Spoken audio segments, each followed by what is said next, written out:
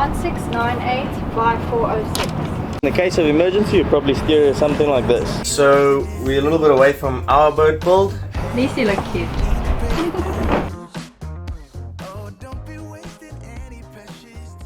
My word, today is a freaking hot day. I think it's 34 degrees Celsius.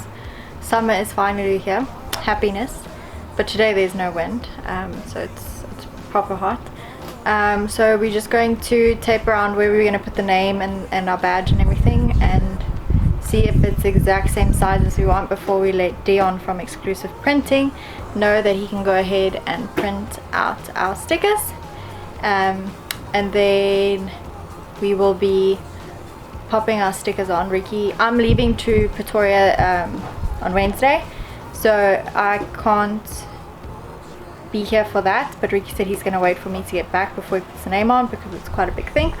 So yeah, we're just getting the sizes right to double check. You don't want him to print and then it's too big or it's too small, whatever, so we just did the sizing, and then hopefully we can tick that off once I get back from Pretoria. What's the dimension?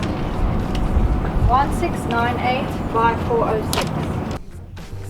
We measured up the sizes of what we wanted our boat name to be, as well as any other decal we wanted to add.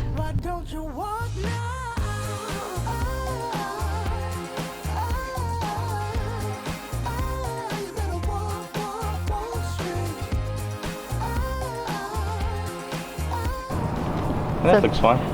Yeah, I think maybe the circle 500. This I think is good. Yeah. The YouTube sign there, follow the journey. I think that's a good size. Looks good. While I was away, Ricky got started on our emergency tiller.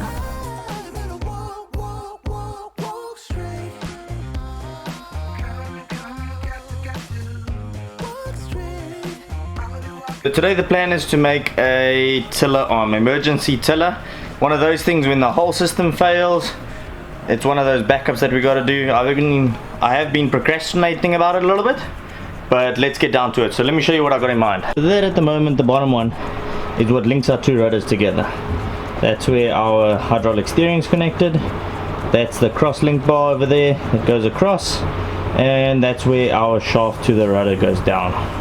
Okay, so the idea is I've got these plates from a project that we're no longer going to use them on. And so mount that one over there. Obviously I'm going to cut it right over here, so cut it off over here, weld that on there, one on either side with the backing plate so that the tiller arm doesn't go past. This tiller arm stays in this position, so it sits upright under normal sailing conditions, and then when you want to use it, it would go down. Obviously it's not going to be this ugly beam at the moment, but we are going to use something in the lines of this, like that, and then you got like a 1.5 meter tiller arm roughly, or just over a meter. So let's show you where it goes. In this example,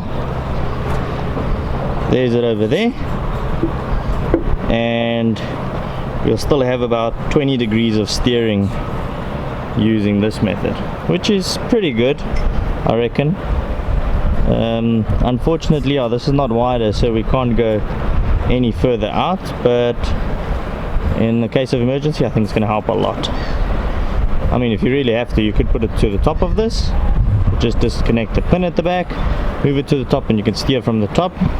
But so yeah, should have something like that. In the case of emergency, you probably steer something like this. I think that's pretty good. Maybe make it slightly longer, have a little bit more leverage. Possibly go up to like 1.3, 1.4 meters. That would give us plenty leverage.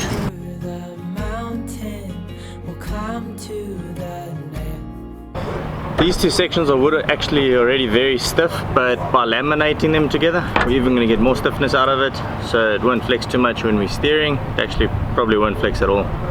So yeah, that's what we're going with. It's going to be two of these sections laminated together, and then we'll trim down the edges and work on the shape until it's perfect. Ricky sized it up and got cutting and sanding. You say you're afraid. I This is epoxy with filler. It's just thickened epoxy.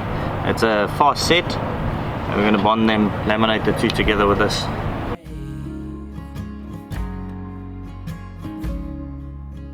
if it all falls,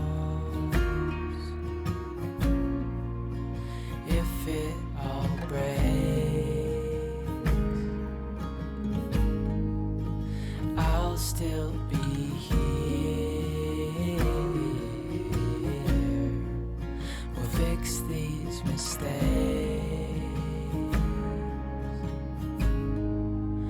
Wherever you're going, I'm going to. I'll follow you through the black and the blue. Whatever the mountain, we'll climb to the next. Honey, I'm with you through life and to death.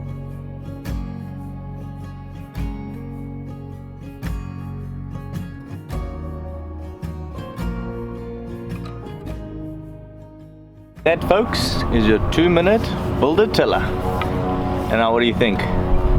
Varnish, sealer, or spray it white?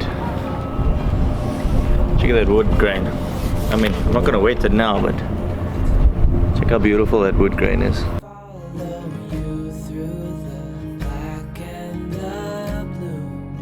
Whatever the mountain, we'll climb to the next. Honey, I'm with you through life and to death. So we're a little bit away from our boat build, but what it is this work came up, and I thought it's a good opportunity to obviously work again, make some money, and put it into our boat build. So what we have is a 50-foot tag yacht, and they're having a problem with the forestay onto the bowsprit. And let me show you what it was. So that's the shaft. That's like a 40mm shaft that ran through, that holds the forestay. I mean, you can see it's a serious chunk of stainless steel. This is the new one. And what they had was 2 bushes. So they had a bush over there and a bush over there. So basically those 2 bushes were doing all the loading from this beam. Now the forestay mounts over there, and then they got spreaders that go underneath the boat that mount over there and over there. And this the old one was bent, and the reason was because they used the spacer. So they had put this glass spacer in over there. Once that glass spacer broke off, that little bush was obviously doing all the loading onto that, and a little bit of carbon on the inside of that. That broke off, so it created a moment about that center, from the center to there, and obviously then to bend it with 4 tons worth of pressure is not much effort. So the new design that I suggested to them is replace them with these bushes. So now that goes inside the bowsprit, takes the UDL load. All we're doing is loading right onto here, creating a very tiny moment, but she's supported along this entire area here. She's epoxy bonded into the carbon tube. Forestay mounts into there, and that side's also supported, and then the other end mounts onto that side. So that's the replacement, and this is also, instead of standard 316, this is made out of SAF, which is a much tougher stainless steel, so it's much harder, so should be perfect. So yeah, from those little bushes to that monster. So at the same time, we're helping someone else out getting their dream going. This is a person that we know here locally, and he's probably going to go sailing sometime soon. So we get this boat finished and put funds into what we got to do, and that's what it takes. So it's not just boat building, and I mean, although our project's been endless for the last 1.5 years, it also means that we need to work to keep the dream alive and keep on pushing and do what we got to do to get it done. So it's Sunday today, and we just got back from church. So the weather's looking good. It's like 30 degrees, 32 degrees Celsius today. So we're going to get some work done on this boat, and we got all the new sleeves and bushes and pins made for this boat. So that's the pin and sleeve assembly. That's the new sleeves. machine them rough so that they can get epoxied in. They've actually got slots, grooves, almost like turning a thread on it, but it's for the purpose of epoxy bonding that in. So instead of grinding the stainless steel, we just turn a rough thread on it, and that beast all in all is about, probably say close to, I don't know, 15 kilos altogether, so about 35 pounds. But she's beef. All the new mods that we changed, bending those plates, taking them closer to the center point, adjusting these shear points here, making it that it's precisely in shear as opposed to having a moment with the previous bushes. We've reinforced that whole area over there. That's where our reinforcing is. That is about almost 60 mils of solid glass on either side. So it's super strong to take all the loading. And over here on the top side, if you can see, that's fairing compound, and we just relieved that angle over there to make it bigger. Just to give you guys a little insight of some of the work that we're doing to finish our dream and make our dream happen. Got to work some time, no problem with that. Get some work done, get some cash in, and move on with our dream. Looking good, strong.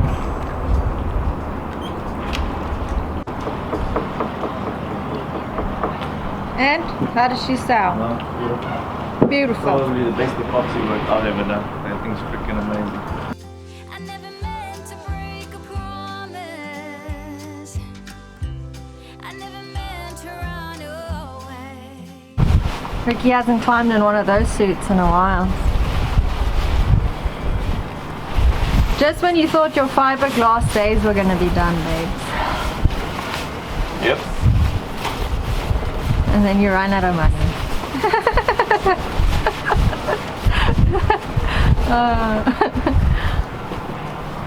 At least you look cute. Over a number of days, Ricky staggered 36 layers of biaxial glass to create the new spaces and contours to form a uniform distributing loaded area, also post-curing the epoxy layers.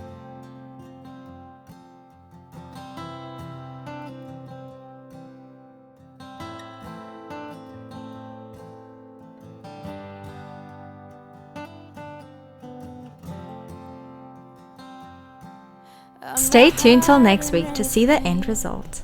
I think you know me too well. I'm always coming up short on words. Please subscribe below if you haven't already and give us the thumbs up. If you'd like to, you can leave a positive comment as well. We always appreciate those. And if you'd like to support this production, you can click on any of the links in the description below. Have an awesome week ahead, guys.